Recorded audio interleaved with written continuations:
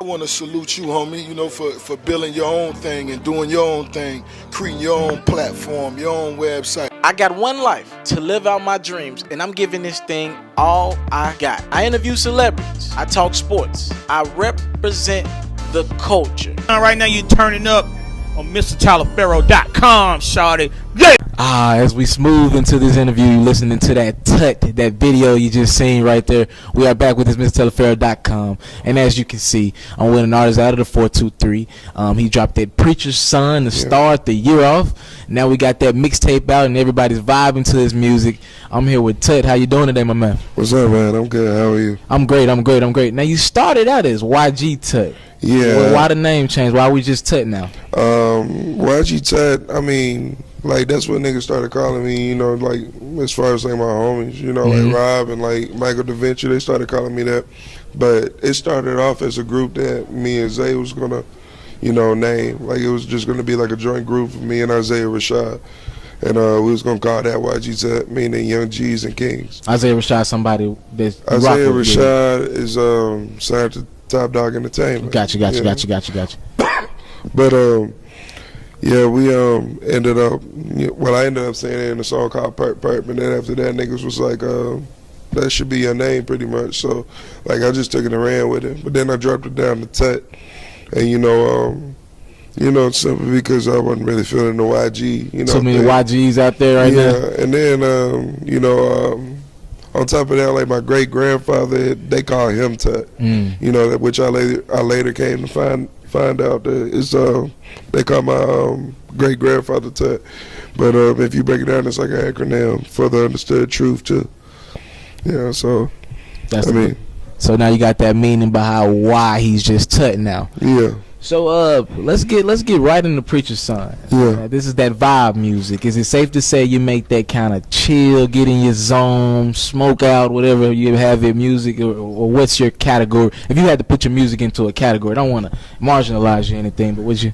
I mean, what I do pretty much, just like my method, like I'll just be trying to be real, like pretty much like it's like far as like what I'm saying in the song, it probably gives you like a chill vibe or a laid back vibe as far as like the production and what, you know, K Tovin is doing. But like as far as what I'm doing, I'm just trying to express like, you know, real life situations and like, you know, somehow, you know, try to give a little bit of advice, you know, in like certain, you know, aspects, you know, situations, you know. And you just dropped this to start the year off, and you doing crazy numbers. I see the YouTube, the SoundClouds. Yeah. Like, what's this been like for you? This got to be kind of big for you. I mean, it's cool, man. You know what I'm saying? I mean, Chatanooga is now starting, you know, get a lot of attention. You know, itself and Isaiah Rashad. You know, he was the first, you know, to come out of Chatanooga, and I'm coming out behind him. So it's a beautiful thing. We don't got nowhere else to go up, you know, from here. So it's cool, you know. But I mean, we work for this, man, to be honest, bro. So it's like, that's what we've, you know, been working for. I'm happy to say that I've, you know, been able to make, you know, rapping a job for me, you know, at this point, you know what I'm saying? And, like, it's crazy, man. I was, like, FaceTiming my mom when I first got here, you know, to the hotel and shit. Because it's the first time, you know, any of us will never, you know, just experience, you know, this type of shit. Yeah. You know, just off of, you know, music. Yeah. But, you know, it's just, you know, crazy, you know, like it's well-deserved, you know what I'm saying? Like, I think that's, you know, a good way to put it. You bring up Chattanooga, and that's where you're from, and that's where it all started. How hard is that?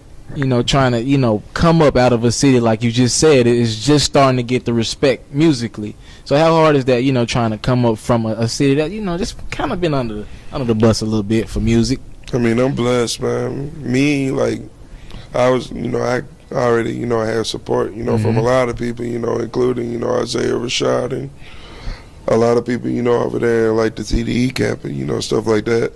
And, you know, even, you know, people down in Atlanta and shit like that, you know, as far as like Sony Digital and, you know, other people, you know, giving me, you know, their support and then reached out, you know, to, you know, give me, you know, advice and, you know, stuff. So, you bring up Top Dog. That's like the third or fourth time I didn't heard that so far.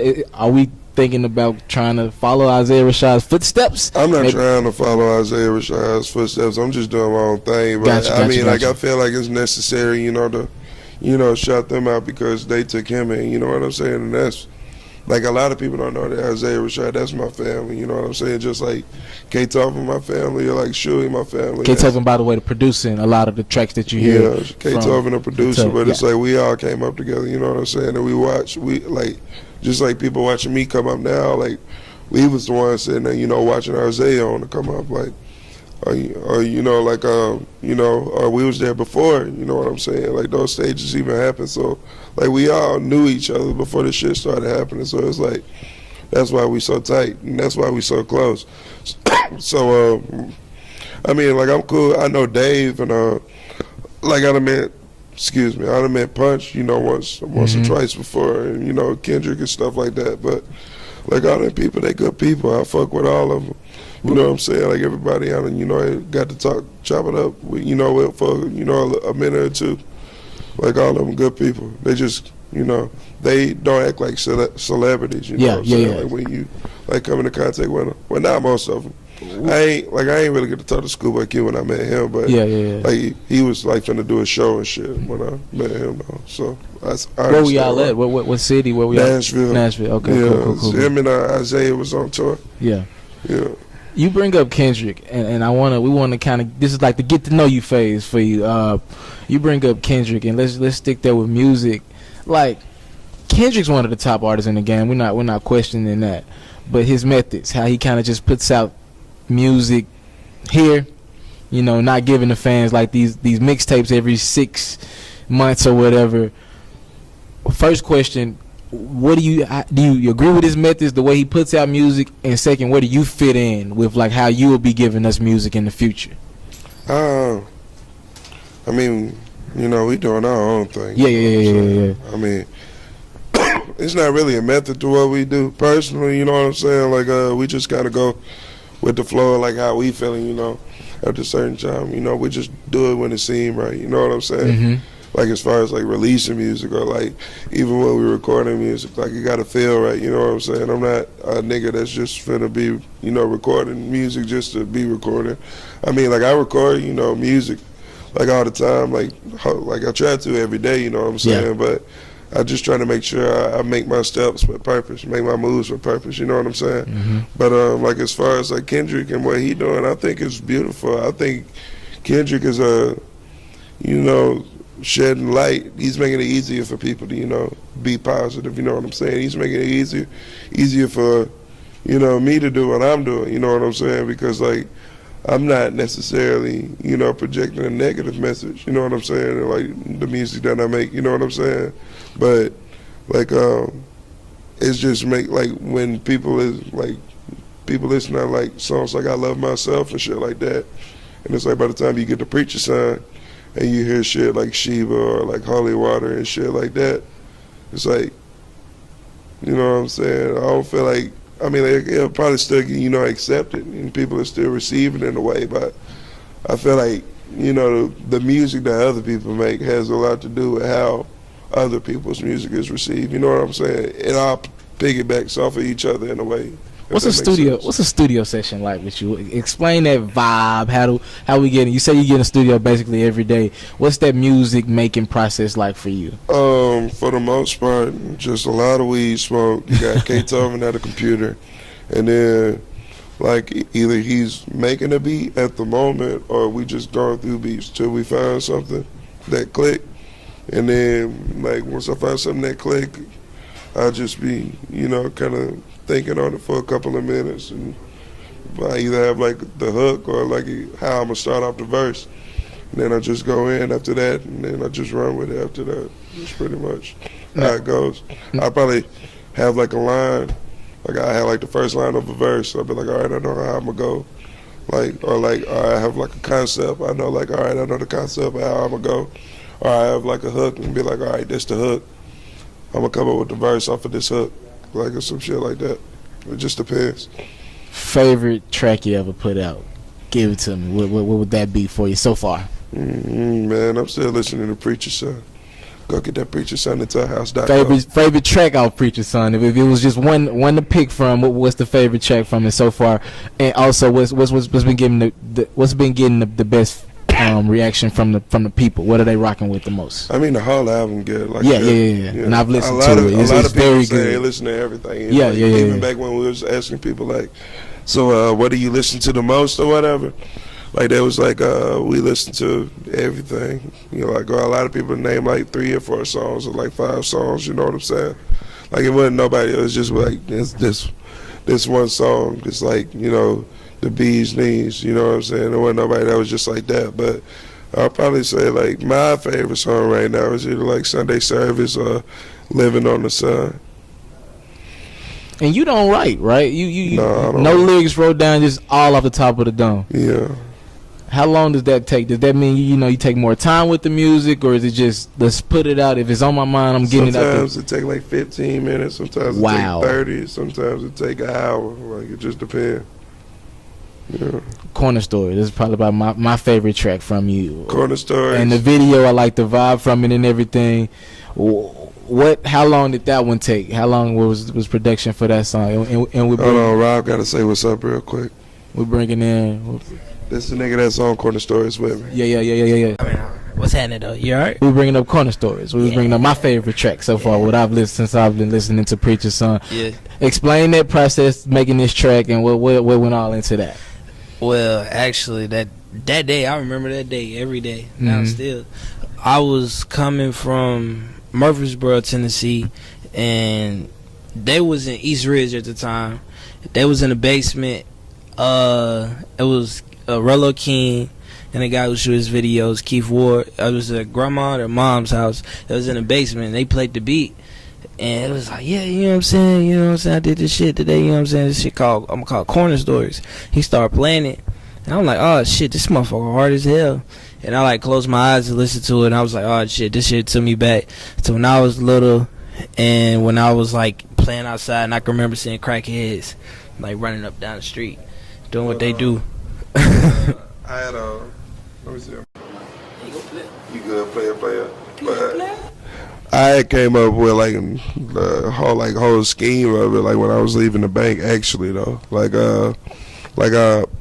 I probably went straight to K House after I was leaving the bank. I didn't even have the beat, but like I remember, like at one point I was going over to K House every day listening to that same beat though, like for about like a good 2 or 3 days. You know what I'm saying? And then like I was in the car, and like in my head I was like, crack kid sitting on the corner, and then like I was like, that'd be tight. And then like I called him up. He was talking about he was in town, so he pulled up to the studio. He was writing his verse while I was coming up. Like I did like 2 verses. By the time I finished like the second verse, like he had his verse done. So like he just hopped in there, and went. It's like it's always a bounce. Like when it's me, whenever it's me, him, or Isaiah, or Ricky Blue, or whoever it might be, it's like a bounce. It's like natural. Yeah, it's like a natural feel, because we all friends outside of music. So whenever we like get around each other and like do songs, it ain't like no awkwardness or no like it don't come off as popish or nothing. It just come off real, And that's how me and him is. Like me in a song with Kevin might be different with me in a song with Isaiah or Kevin and Isaiah, or whoever it might be. Cause it's just the feel of it. Like in that moment, you gotta capture the shit. It was a tight little feeling. I like the shit. I hate my verse, but I like the song altogether though, cause it's on Preacher's Son. I like the shit. Preacher's Son, my favorite album, best album of the year so far. Fuck that shit. Oh, we gonna make sure you go. If you haven't by now, make sure you go get that Preacher's Son.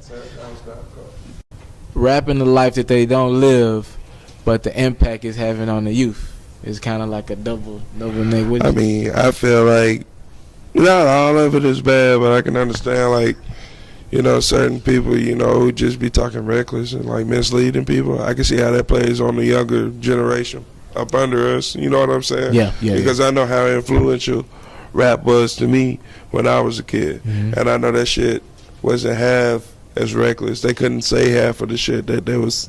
Like, that they say now, they couldn't say it back then on the radio. Even though niggas was still saying crazy shit, I don't feel like it was, this crazy, you know what I'm saying? But like I said, I don't feel like it's all bad, but like I do see like how some of the shit can be detrimental to the youth, and I don't promote that, or I don't support that at all, you know what I'm saying? Yeah. But, but at the same time, I mean, I don't know, bro. That shit just complicated. I just try to stay out of it. You know what I'm saying? To just do me. I know we like got a certain purpose and a certain message, and I guess that's what we here for. You know, to balance the shit out, and actually, say some shit with some substance, and actually say some shit, with some purpose. Because obviously, that ain't what everybody else is caring about. But like at the same time, obviously, some people fuck with it. You know what I'm saying? So, like, I mean, they. In a way, I mean, like, I guess they making the type of music that they make because that's where the money at. But, like, I don't know. Like, it just depends, bro. It's a lot of questions there. It's just like, I'm sure they doing it for a purpose. It's just, what's the purpose that they doing it for? I'm not sure. But one adjective describe Tuck's music. One adjective, just honest. Honest. Yeah. Preacher's Son out right now. When can we expect you to go back in the lab? When can we expect? We already in the lab, man. New music. When can we expect a new mixtape, new music, new something from you? You can expect a new song next week. Next week. John Witherspoon. Since you don't write, I feel like it was only right that we end this if you don't mind. We end this interview with you going in off the top of the dome. All right. Acapella. If you got something for me, let us out in style. That Preacher's Son is out right now. Go get it. Tut about to go in on the beat. No beat, actually. Acapella. Let's get it. All right. A product of my environment.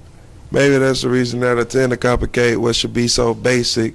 I'm riding down Lee Highway screaming, fuck the police, because every nigga think the feds are racist. Good evening, officer. What seems to be the problem? He put me out my car and searched me down for caution. Want to call him a bitch-ass nigga, but I'm going to hold my tongue. I don't want to repeat a poor old Rodney. But fuck it, he done called for backup patrollers. I'm like, hey, the speed, why you pulling me over? Thinking I got some weed in my car or coca. Flashlight in my eyes trying to see if I'm sober. Flashing blue lights on the top of a cop car. His buddy talking about, look, we got us a pop star.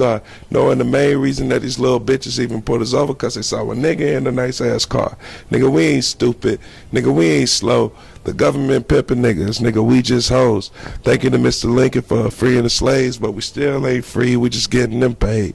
You mean if it was cheaper than to get you a slave that possibly will still be in chains today, but still I rock chains like a young Kunte. We're riding in the range with a young group A. What's a young shit, Coochie beside me, but still legal like an idea. About my green like Pat O'Reilly, classic like the Ivy League. I don't know, speak on such a topic, just bitches topless. Quit worrying about me, put some money in your pocket. Shout out to DJ Logan Garrett and OrangeMixtapes.com. I'm here with Tut. Yeah, shout out to the homies over at Orange Mixtapes. It's the understood truth. Y'all make sure y'all go to tuthouse.co. Get that Preacher Son. You donate $10 or more, you get a house sticker. You donate $25 or more, you get these motherfucking house t-shirts. So, yeah, y'all make sure y'all go check that out. Check out the website, check out the SoundCloud that's at the bottom of the screen right now. Yes, sir. And you are rocking with this MrTaliaferro.com. I'm here with Tut. And it's the house, bitch. If you're looking to book me for an interview video or by phone, if you're looking to have your music or your skill featured on my daily podcast, if you're looking to book me for a speaking engagement to help motivate some kids, if you're looking to have me rock some of your clothing to help promote your brand, make sure you hit me up at booking@MrTaliaferro.com. Again, that's booking@MrTaliaferro.com.